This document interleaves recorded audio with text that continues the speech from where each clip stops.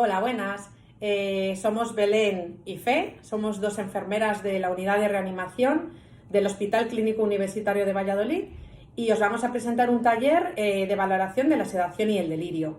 Esperamos que os parezca interesante y que os guste. Adiós. Bueno, pues empezamos el taller. Este taller le presentamos en el Congreso de Sepsis en Valladolid en noviembre de este año, del 2022. Tenemos que decir que tenemos suerte de estar en la profesión en la que estamos porque tenemos una gran capacidad de aprender cosas nuevas y de formarnos constantemente. Entonces, yo creo que eso es una suerte para nosotras, el que tengamos esa capacidad y esa oportunidad, y tenemos que tener en cuenta que lo que vamos a hacer aquí pues es aprender un poquito más acerca de la sedación y del delirio. Para empezar vamos a hablar de dos conceptos acerca de la sedación. Uno es el concepto ECAS, que lo que nos quiere decir ese concepto es que queremos tener a los pacientes confortables, cómodos y colaboradores en nuestras unidades, aplicando estrategias que están basadas en la analgesia, en la mínima dosis sedante y el máximo cuidado humano. ¿Qué favorece o qué fomenta esto? Pues favorece una sedación superficial y dinámica en función pues, de los procedimientos o de la situación que tenga el paciente. Y luego está el concepto de paquete bundle, ¿no? Que es el A, B, C, D y F, que tiene una serie de componentes. Cada letra supone un componente. La A es el dolor, la B es la respiración, la C es la sedación, la D es el delirio, la E es la movilización temprana y la F es el empoderamiento de la familia. Estas medidas bundle han mostrado una gran efectividad en la reducción de la incidencia y de la duración del delirio. Y con ello, pues reducimos también los días de ventilación mecánica, la estancia en nuestros hospitales y la morbimortalidad que sufren los pacientes. ¿Cómo vamos a valorar la sedación? Pues vamos a utilizar la escala RASS, la escala de Richmond. Es una escala muy sencilla que parte de una parte central que tiene el número 0, en el que el paciente está alerta, tranquilo y colaborador, y luego tiene una parte positiva que va hacia la agitación y una parte negativa que va hacia la sedación.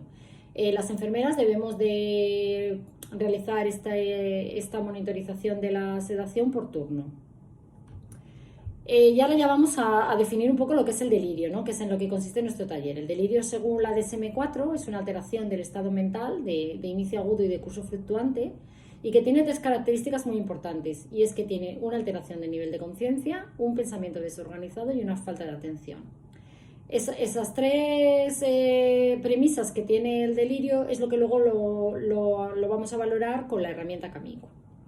Tenemos que decir que hay tres tipos de delirio. Normalmente cuando hablamos de delirio siempre lo asociamos con agitación, con que el paciente está desorientado, está combativo. Ese sería un delirio hiperactivo, ¿no? Que es lo que normalmente decimos o valoramos en nuestras unidades. Son pacientes que tienen un RASS entre +1 y +4 y una CAMICU, que es con lo que luego vamos a valorar el delirio, positiva. Pero también existe un delirio hipoactivo. Son pacientes que tienen un RASS entre -1 y -3 y la CAMICU también es positiva. El delirio hipoactivo, las características es que el paciente está somnoliento, está aletargado, con tendencia al sueño. ¿Y qué ocurre muchas veces? Pues que ese delirio hipoactivo, pues muchas veces no lo diagnosticamos como delirio, porque nos creemos a lo mejor que son efectos secundarios de una medicación que le hemos dado al paciente para dormir, y no se diagnostica como tal. ¿Qué ocurre con un delirio hipoactivo que no está diagnosticado? Pues que no está tratado y que luego va a llevar a una serie de repercusiones en el paciente que le va a afectar a su morbimortalidad. Y luego hay un delirio mixto, que es la mezcla de los dos anteriores, ¿vale? Entonces, que tengamos en cuenta que no existe solo el delirio hiperactivo, que es el más común, o el que creemos que es más frecuente, pero que existen esos otros dos tipos de delirio. Tenemos que tener en cuenta que tanto el dolor como la infra y la sobresedación y el delirio están los tres ampliamente relacionados y que no se les puede valorar de manera independiente. Por eso en este taller estamos hablando de los 3 puntos, ¿no? El delirio está asociado fundamentalmente, una de las cosas es con dolor, ¿no? ¿Y qué ocurre cuando un paciente tiene un delirio en nuestras unidades? Pues que aumenta la estancia, los días de estancia, pasa de 11 días en un paciente que no tiene delirio a 18 días que sí tiene, cuando sí que tiene delirio. provoca un aumento de la mortalidad, de manera que un paciente que no tiene delirio tiene una mortalidad del 4%, mientras que cuando tiene delirio tiene una mortalidad del 23%, y lo más importante es que tiene un aumento de la morbimortalidad a los 6 meses de hasta un 38%. Quiere decir que los pacientes que han sufrido delirio en nuestras unidades tienen muchas posibilidades de llevarse patologías a su casa que no las tenían previas, y que muchos de ellos incluso pueden llegar a fallecer por este tipo de patologías. ¿Por qué somos tan importantes las enfermeras a la hora de hacer un correcto diagnóstico del delirio? Pues porque estamos a pie de cama del paciente. Somos los que vamos a ver cualquier cambio en el estado mental del paciente. Somos las primeras que vamos y decimos, este paciente se está empezando a desorientar, o lo que nos está contando no tiene mucho sentido, ¿no? Pero para poder hacer un diagnóstico correcto del delirio tenemos que utilizar una herramienta validada, como es la herramienta Kamiku. Esta herramienta Kamiku nos va a permitir también el tener un lenguaje unificado con el resto del equipo multidisciplinar. No es lo mismo coger y decirle al facultativo, oye, el paciente Juan, el del BOS 2, está desorientado o se está empezando a agitar, o que ir y decirle, mira, el paciente del BOS 2 tiene una herramienta Kamiku positiva. Quiere decir que hemos utilizado un lenguaje estandarizado, protocolizado, con evidencia científica, y que, bueno, ahí pues no hay nada más que decir. La herramienta Kamiku se debe realizar a todos los pacientes ingresados en nuestra unidad que tengan un RAS de -2 hacia arriba. No se puede utilizar o no se debe utilizar en los pacientes que tienen un RAS de -3 porque tiene de dudosa aplicación. Ahí no estamos muy seguros si nos van a contestar bien o no a las preguntas, y no se puede hacer con un paciente con un RAS de -4 y -5 porque está claro que no van a seguir el hilo de las preguntas. Por lo tanto, la Kamiku hay que hacérsela a todos los pacientes de nuestra unidad que tengan un RAS de -2 hasta +4. La herramienta Kamiku es una herramienta que está formada por 4 criterios, que evalúa esos criterios que hemos estado diciendo antes, que son definitorios del delirio según la DSM-4. Tiene 4 criterios, y para que la Kamiku sea positiva tienen que ser positivos 3 de los 4 criterios, y no vale que sea cualquiera. Tienen que ser positivos siempre el criterio 1 y 2, y luego va a confirmar ya la positividad de un delirio el criterio número 3 normalmente, y a veces el criterio número 4. Pero ahora vamos a ir criterio por criterio analizando. Vale, el criterio número 1 evalúa un cambio en el estado mental del paciente con respecto a su ingreso o a las últimas 24 horas. Es decir, si yo tengo un paciente que está desorientado, que está tranquilo hoy y al día siguiente está desorientado, pues ha habido un cambio en el estado mental. Ese criterio ya sería positivo. Esto haría que pasásemos al criterio número 2. El criterio número 2 evalúa la inatención, y para ello vamos a utilizar el test de Casablanca. ¿En qué consiste el test de Casablanca? Pues consiste en que nosotros agarramos la mano del paciente y le vamos a explicar que le vamos a deletrear la palabra Casablanca, y que cada vez que digamos la letra A, el paciente tiene que apretarnos la mano. Nosotros le decimos C, A, S, A, así hasta toda la palabra Casablanca. Si el paciente tiene más de 2 errores, el criterio número 2 es positivo. ¿Qué ocurre si el paciente tiene problemas, por ejemplo, auditivos, o tiene problemas motores y no nos puede apretar la mano? Pues que utilizaremos el test de los dibujos. El test de los dibujos consiste en 2 baterías de dibujos que son distintas, porque como tenemos que hacer la Kamiku por turno, al final los pacientes se terminan aprendiendo los dibujos, y consiste en que nosotros les enseñamos 5 dibujos y luego le vamos a enseñar una batería de 10 dibujos. En esa batería de 10 dibujos ellos nos tienen que ir diciendo si han visto o no han visto los dibujos anteriormente. Y se evalúa exactamente igual que el test de Casablanca. Si tiene más de 2 errores, es positivo. Entonces vamos a hacer un resumen de los criterios 1 y 2, que son los más importantes de la Kamiku, porque para que sean positivas tienen que ser siempre los 2 positivos. El primero evalúa un cambio en el estado mental, y el segundo evalúa la inatención, y normalmente utilizaremos el test de Casablanca. ¿Qué ocurre si, por ejemplo, el criterio número 1 es negativo? Pues que ya no tendríamos que hacer nada más, la Kamiku sería negativa. Y si hacemos el criterio número 1 y es positivo y el criterio número 2 es negativo, pues ya no tendríamos que hacer tampoco nada más, porque hemos dicho que para que la Kamiku sea positiva siempre tiene que estar el criterio número 1 y el criterio número 2 positivo. Vamos a imaginar que son positivos los 2 primeros criterios. Como hemos estado diciendo antes, necesitamos un tercer criterio positivo. Y ese tercer criterio positivo lo vamos a valorar con el criterio número 3, que valora el nivel de conciencia con la escala RAS, lo que hemos visto antes. Si la escala RAS es distinta a 0, ese criterio es positivo. La mayoría de los pacientes van a tener un RAS de 0, un RAS distinto a 0. ¿Por qué? Pues porque van a estar agitados o combativos, con lo cual su RAS va a ser positivo, o al revés, van a estar en letargia o somnolencia, con lo que su RAS va a ser negativo. Y ya nos quedaríamos ahí, porque el criterio número 1 hemos dicho que es positivo, el 2 hemos dicho que también es positivo y el 3 sería positivo. Eso es lo que normalmente haríamos con la Kamiku. Hay mucha gente que no le gusta mucho la Kamiku o que no la utiliza mucho porque le parece muy complejo y se tarda mucho, pero en realidad no es así, porque la valoración en el cambio en el estado mental lo podemos hacer mientras hablamos con el paciente, y lo único que tendríamos que hacer es hacer un test de Casablanca, puesto que el RAS también le evaluamos por turno. Solo hay un caso en el que pasaríamos al criterio número 4, que evalúa el pensamiento desorganizado y que es un poco el más lioso de todos, que es cuando el RAS nos da igual a 0. En ese caso, el criterio número 3 sería negativo y no nos quedaría más remedio que pasar al criterio número 4. Vale, el criterio número 4 tiene dos partes, que consiste en 4 preguntas y una orden, pero se consideran como 5 preguntas. Y ese criterio número 4 es positivo cuando tiene más de un error en las 5 preguntas. Son 2 baterías de preguntas, de 4 preguntas, también por lo mismo. Son 2 baterías de preguntas porque normalmente lo que ocurre es que nos los vamos a aprender y el paciente pues nos lo va a contestar porque ya se lo sabe. Son preguntas como muy obvias. Puede flotar una piedra en el agua, puede flotar una hoja en el agua, existen peces en el mar. Y luego hay una orden en la que yo le muestro al paciente estos 2 dedos, le digo: enséñame tú también con 2 dedos esta figura que yo te estoy haciendo. Y entonces él tiene que hacer exactamente lo mismo que nosotros. Y todas las 4 preguntas y la orden se consideran como 5 preguntas. Si tiene más de un error, pasaría a ser positivo. ¿Cuándo vamos a pasar ese criterio número 4? Os voy a poner un ejemplo porque es un poco más difícil. Imaginaos que es un paciente que ayer estaba desorientado y hoy está tranquilo. Ha habido un cambio en el estado mental del paciente. Por lo tanto, el criterio número 1 sería positivo. Imaginaos que le hacemos el test de Casablanca y resulta que es positivo, tiene más de 2 errores. Vale, entonces el criterio número 1 sería positivo y el criterio número 2 también. Pero al pasar al criterio número 3, el RAS nos va a dar igual a 0. ¿Por qué? Porque ayer estaba desorientado, pero hoy está alerta y tranquilo. Entonces es en ese caso cuando tenemos que pasar al criterio número 4, que es el pensamiento desorganizado. Es muy difícil hacer ese criterio, que dice que no va a haber muchas ocasiones en las que hacerlo. La mayoría de las veces nos vamos a quedar ahí.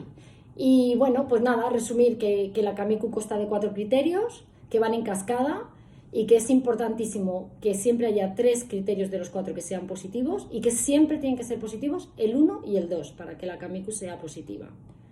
Y bueno, de la Kamiku no tengo nada más que contaros. Ahora vamos a hablar un poco de otra cosa muy importante, que es cómo las enfermeras podemos disminuir la incidencia y la duración del delirio. Y eso os lo va a contar mi compañera Fe. Bueno, pues hola otra vez de nuevo. Y bueno, efectivamente, aparte de hacer una valoración objetiva del delirio, existen una serie de factores no farmacológicos, precipitantes y predisponentes, en los que algunos no tenemos nada que hacer de inicio y en los que otros pues somos una pieza fundamental para poder intentar disminuirlos o modificarlos y poder disminuir la incidencia y la duración del delirio. ¿Cuáles son los factores predisponentes? Pues son unos factores que vienen inherentes en el paciente, que nosotros no podemos hacer nada, como puede ser pues el paciente que sea mayor de 70 años, que sea fumador, que sea bebedor, que tenga una fibrilación auricular, que haya tenido un accidente cerebrovascular previo, que tenga demencia. Bueno, pues hay una serie de factores, ya os digo, que vienen inherentes en el paciente. Y sobre todo vamos a hacer hincapié en estos factores en el número de infusiones intravenosas. Un paciente, cuantas más infusiones intravenosas tenga, más probabilidades tiene de precipitar en un delirio. Infusiones nos referimos no solo a medicación intravenosa que le pongamos, de drogas, sino también pues transfusiones de sangre, matriz, plasma, bueno, pues cualquier infusión que le pongamos. A mayor número, mayor posibilidades va a tener de precipitar en un delirio. Y luego existen una serie de factores precipitantes, que es ahí donde nosotras podemos formar parte, debemos formar parte, ¿vale?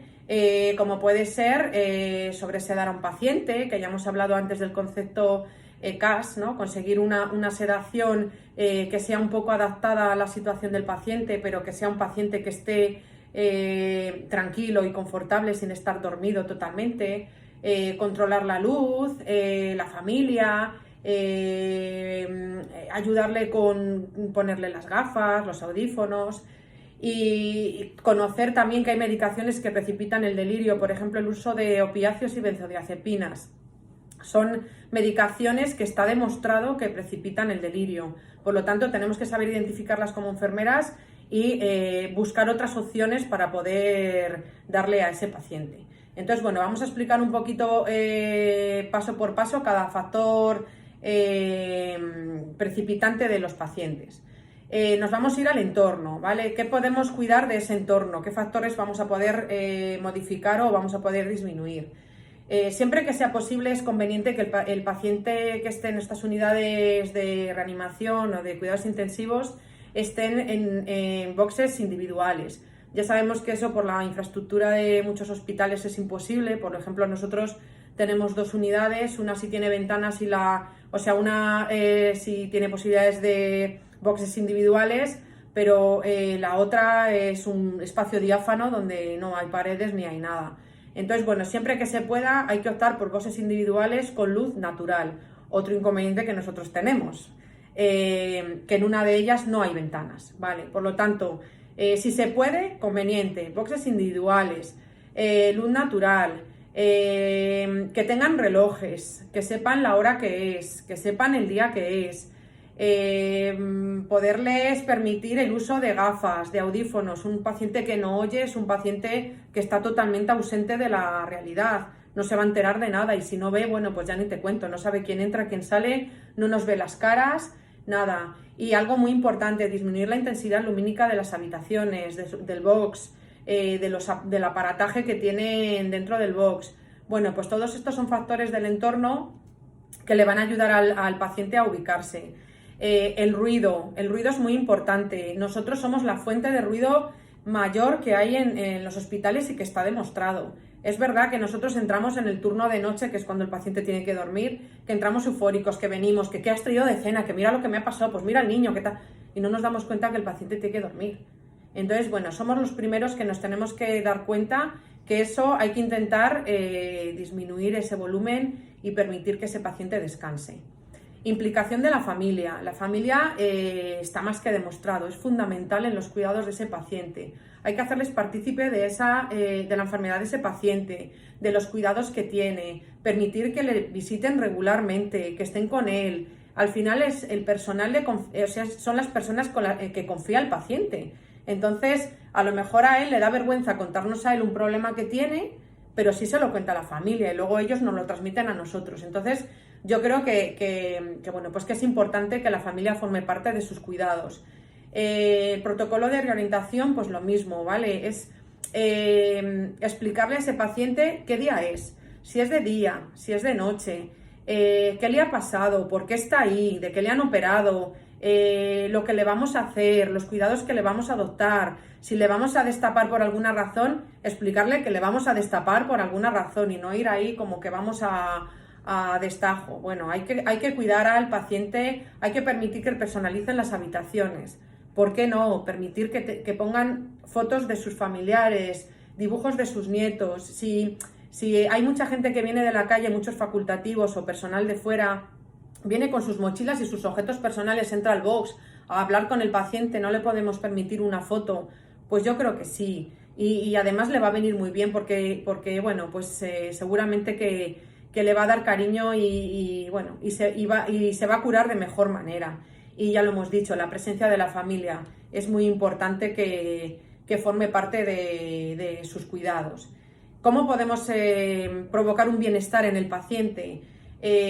Muy importante la movilización precoz. Tenemos que intentar que esos pacientes se muevan, intentar levantarles al sillón siempre que podamos. Si pueden deambular por el box, pues también se puede permitir que, vamos, sería conveniente, si sus características lo permiten, que también andara un poco.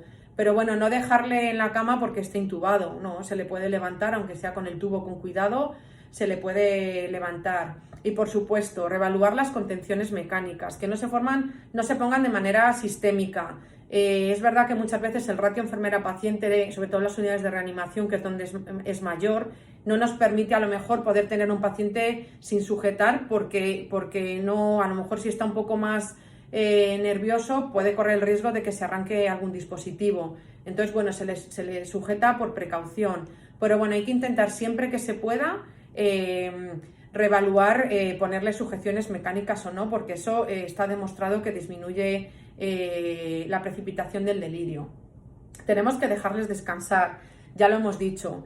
Existe a nivel internacional un proyecto, el proyecto Sueñón, que está liderado por enfermeras del Carlos III, que en nuestro hospital ya se está implantando en diferentes unidades y que va un poquito a contarnos eso, ¿no? Las medidas que podemos adoptar nosotros para que el paciente pueda descansar, porque un paciente que duerme es un paciente que se recupera antes. Debemos ajustar las horas de la medicación, no ponernos a poner medicación a medianoche. Nosotros en nuestra unidad pasaba que el rebatio se daba a las 4 de la mañana. Entonces, claro, le dabas un Limovan por la noche para que durmiera y a las 4 le llamabas para darle el rebatio. Pues eso ya se ha modificado en nuestras unidades y no debería ser en ninguna, ¿vale? Hay que dejarle que duerma, que no sea por nosotros, por lo que no duerme, ¿vale? Hay que permitir el uso de tapones y de antifaces siempre que sea posible y eliminar los procesos invasivos durante las horas de la noche, pues dejarle descansar por lo menos, si no es necesario, claro, entre las 24 y las 6 horas. Si el paciente está hemodinámicamente estable, ¿por qué le vamos a tener con un manguito cada 2 horas? Si tiene una arteria canalizada, por ejemplo.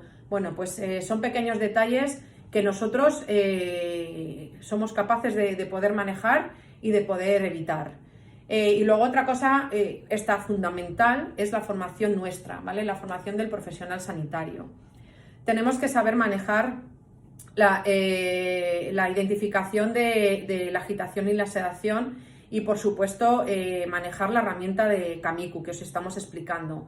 Es muy importante para poder identificar un delirio. Si nosotros lo identificamos, lo vamos a poder tratar. Si no lo identificamos, no. Y para eso nos tenemos que formar.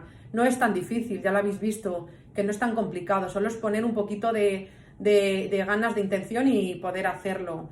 Si usamos escalas validadas, como ha comentado mi compañera Belén, a nivel de todo el personal, tanto facultativo como de enfermería, pues hablamos todos en el mismo idioma, nos podemos entender perfectamente y para eso, pues eso, hay que formarse. Tratar el dolor, también nos ha explicado mi compañera Belén. El dolor es una de las características que puede precipitar el delirio. Es importante tener a los pacientes con una analgesia suficiente.